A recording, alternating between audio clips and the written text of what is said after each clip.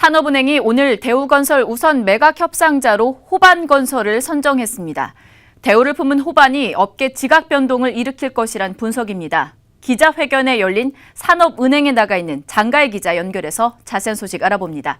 장가희 기자. 네, 저는 지금 KDB 산업은행에 나와 있습니다. 산업은행은 오늘 기자회견을 열고 호반건설을 대우건설 우선 협상 대상자로 결정했다고 밝혔습니다. 이 호반건설은 대우건설 지분 50.75% 중 40%만 우선 사들일 계획입니다. 나머지 10.75%는 2년 뒤 인수하는 분할 인수 방식으로 대우건설을 인수합니다. 인수가는 1조 6,242억 원이지만 지분 40%만 계산하면 1조 3천억 원 정도로 추산됩니다. 호반건설은 산업은행이 2년 뒤 호반건설에 매각할 수 있는 풋옵션을 제공하기로 했는데요. 이 풋옵션에 대해 금융회사에 지급 보증을 가져오라는 게 산은의 요구였고, 이를 호반이 받아들이면서 협상이 맺어진 것으로 전해졌습니다.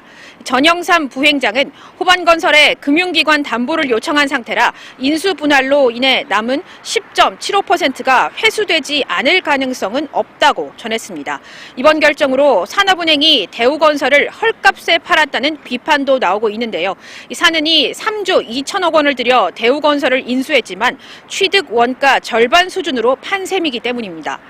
이에 대해 전 부행장은 투자자 니즈도 감안했고 예비 입찰 때부터 일부 지분 매각이라는 내용도 포함돼 있다고 말했습니다. 또한 현재 대우건설 주가와 공정 가치 부분을 감안하면 헐값 매각이란 주장은 문제가 있다고 했습니다. 자, 그런데 워낙 체급차가 심한 두 건설사인데 이에 대한 우려도 나오지 않나요? 네, 그렇습니다.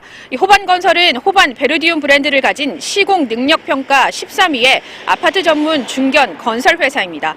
창사 이후 줄곧 주택 경기 활황과 수익성 높은 택지지구에서만 아파트 사업을 진행해 현금 부자 기업으로 알려졌고, 최근에는 사업 다각화로 지난해 기준 자산 총액 7조 원을 넘었습니다.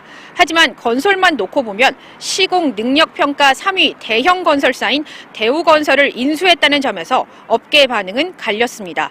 이 전 부행장은 호반건설의 탄탄한 재무 능력과 대우건설의 우수한 기술력, 인력이 결합될 경우 시너지 창출이 기대된다고 언급했습니다.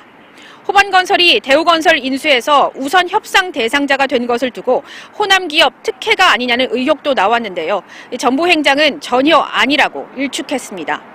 또한 공정한 절차의 결과물임을 강조했습니다.